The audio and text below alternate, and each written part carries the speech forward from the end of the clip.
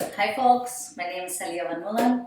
I'll be your breathing coach, and this is a quick intro before class so you know about the breathing mechanics and about where to breathe in, which muscle to use, and why all of this. So we were all born perfectly anatomically correct, horizontal breathers, just like any other animal on this planet.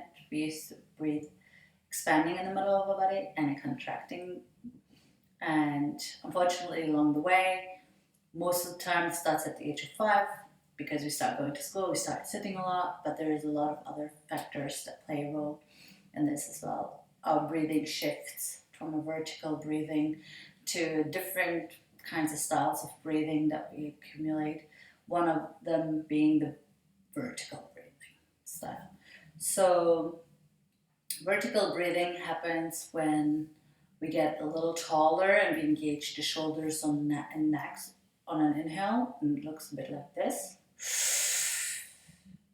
And exhale, as opposed to horizontal breathing, which happens around the whole circumference, around the whole middle of our body, and it looks a bit like this.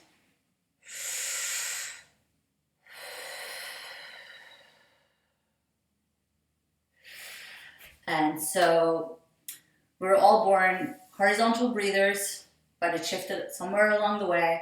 And through the breathing classes, we want to achieve to come back to a low body breath, to come back to a horizontal breath as your regular breathing style, which shouldn't take. It's not too much effort because our bodies are made to breathe this way.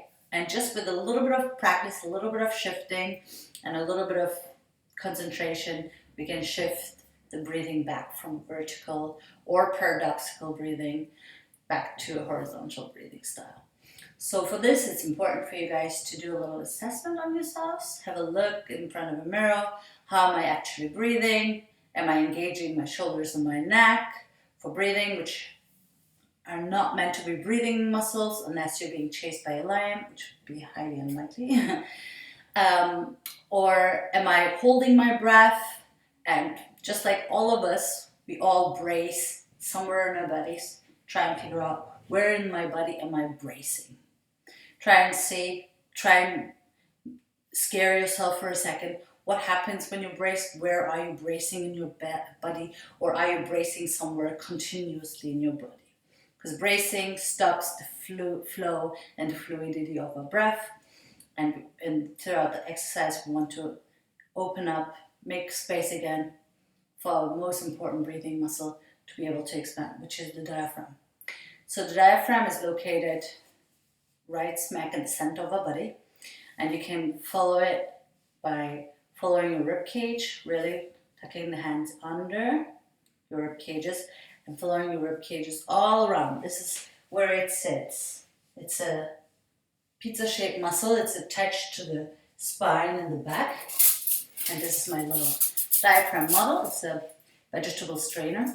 And this is how our diaphragm sits in the middle of our body. And on an inhale, it flattens and expands, turns into this white pizza shape. And it actually expands 12 centimeters to the sides, and it actually flattens and drops 10 centimeters down and gives our intestines a push with every inhale that we take. So digestion is being stimulated, but also it has another very important factor to it. So when we inhale, it pushes our rib cages to the side to create more space and get oxygen down to the largest parts of our lungs that are actually located in the back of our body. And we're going to explore this a bit more throughout the class. But another very important factor, the diaphragm activates our parasympathetic nervous system, which is the rest and digest state of our nervous system, and as opposed to the fight and flight, which we are in most of the time, especially if you're a vertical breather. Vertical breathing sets you up for a sympathetic nervous system state of arousal, which is the fight and flight nervous system state of arousal. So whenever you use your shoulders and your neck, you're actually going into fight and flight. Whenever you use your diaphragm, you're shifting to rest and digest, which is the state that you want to be in at all times. Now, why breathe in a low body breath and horizontally? Why be in a parasympathetic nervous system state of arousal? First of all, this is where we're always supposed to be in as humans. It lowers blood pressure and the heart rate just by breathing low in the body, and it stimulates your digestion. It's very important for spine health because if this is the diaphragm and this is the spine, with every inhale, we're giving the spine a nice little push so that that spinal fluid can actually move up and down each vertebra, which is very important for people with low back pain. It's possible if you haven't breathed using a diaphragm in a long time, this could be an issue. Same as digestive issues. If your diaphragm is not working in your benefit, then you might accumulate digestive issues.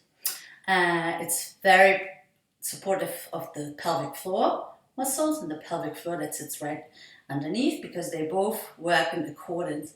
One straightens up, this one sits loosely, and then the opposite happens. And I'm looking forward to doing the class with you guys.